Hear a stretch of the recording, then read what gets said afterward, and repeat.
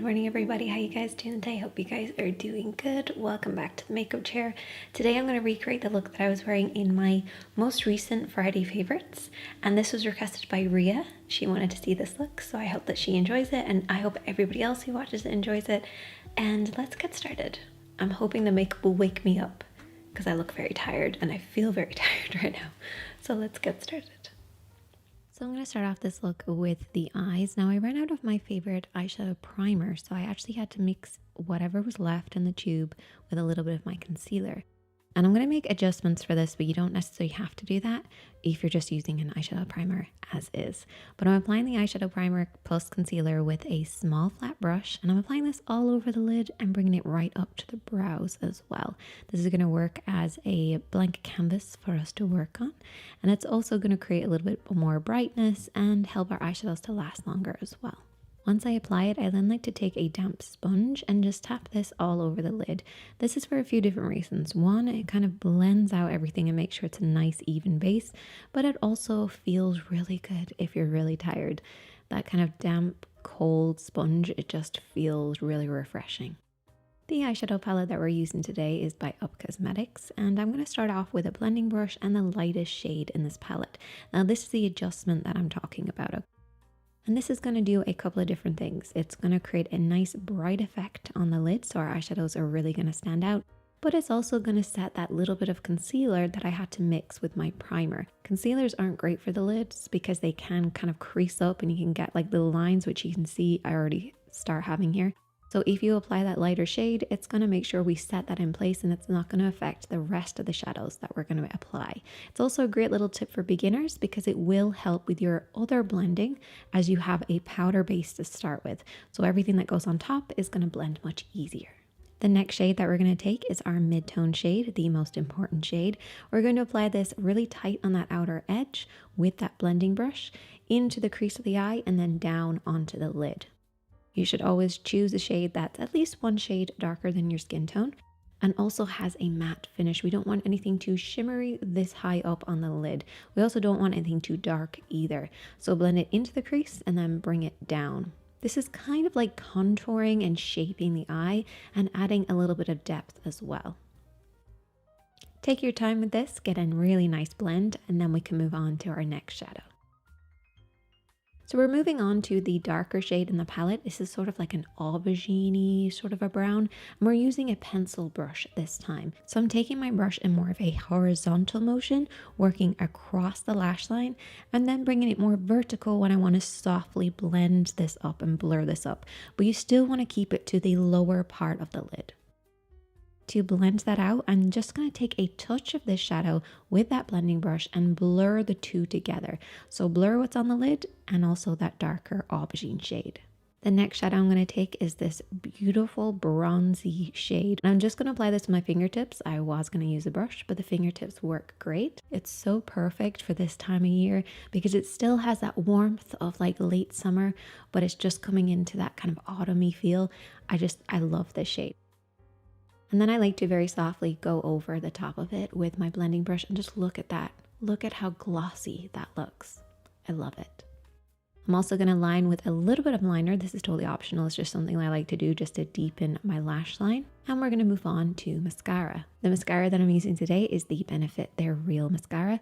What I like to do is I like to push it right into the roots and sort of push against it and kind of close my eyes into it and then do like a little wiggle and bring it out. I know that sounds like a lot of work, but I promise you, like doing that little wiggle, it coats all of the lashes. And then I do the same at the bottom as well.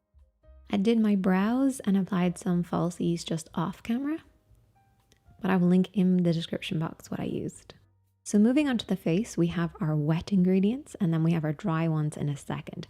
But starting off with our wet ingredients, we have our primer, foundation, concealer, and I'm using a stick foundation for a kind of a bronzy contour. So I'm using a shade that's at least one shade darker than my skin tone, that's a little on the cooler side as well. We'll get to that in a second. So I've already primed my face. I'm going to take my concealer to start with. I know everyone has their kind of different opinion on this, but I like to use my concealer first.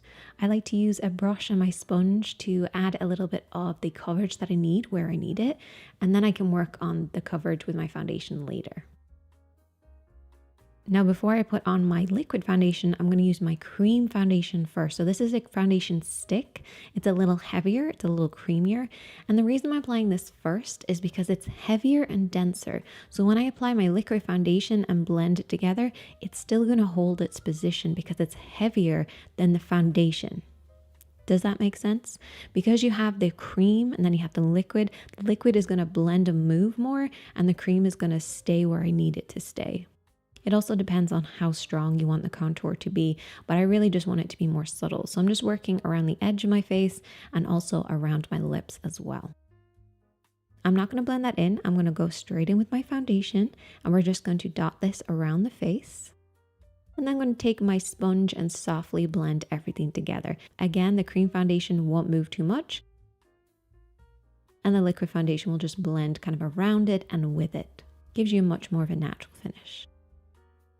Now for our dry ingredients, we have our bronzer and our highlighter. I'm going to start off with the bronzer shade, and I'm just going to take my brush and work all around the areas that I applied the cream.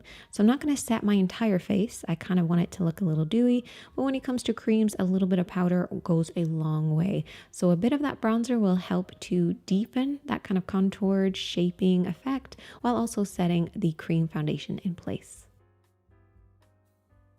Now I'm going to flip my brush over to the other side. I love this brush. It's double-ended. Seriously, you need it. And I'm going to now apply my highlighter shade. So this is the Dandelion Twinkle by Benefit. And I love how glowy this makes my skin. It doesn't look highlighted. It looks glowy. I love it.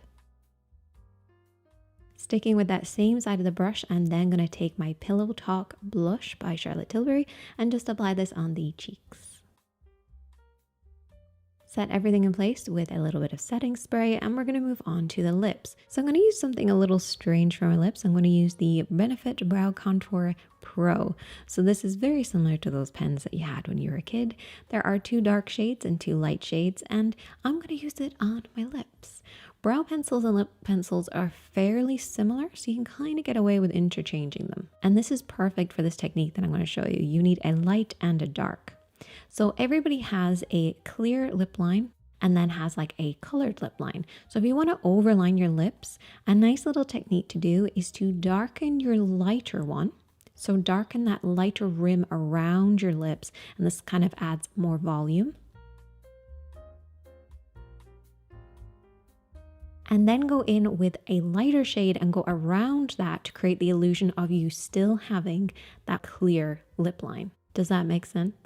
It's a technique that I'm still sort of working on and still kind of changing around a little bit, but it creates the illusion of a slightly fuller lip because you're going to darken your lighter one and then create the illusion of a lighter one still being there and just blend it all together. Now I did mess up my Cupid's bow a little bit. Again, I'm still working on this technique, but it's all about kind of trial and error when it comes to your lip shaping.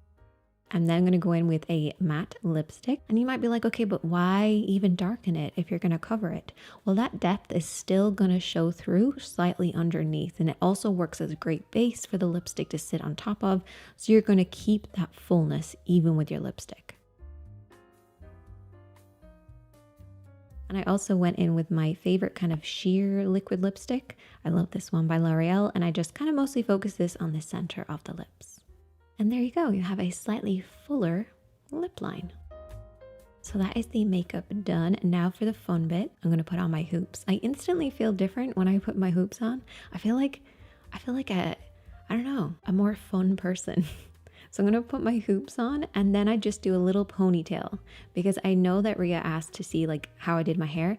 All I do is I do like a little ponytail at the top, just a little one, and then I back comb my fringe just that little bit as well. My hair is not as good as it was in the other video, and I think it's because I took my rollers out too quickly, so it doesn't have the air in there, but it's basically just like a ickle ponytail at the top, and then you can kind of pin the sides up if you want to as well, just to kind of add to it. But yeah, that is the finished makeup look. I really hope that Rhea enjoyed it and that everybody else who watched it enjoyed it. And if you have any more requests, definitely let me know, and I will see you in the next one.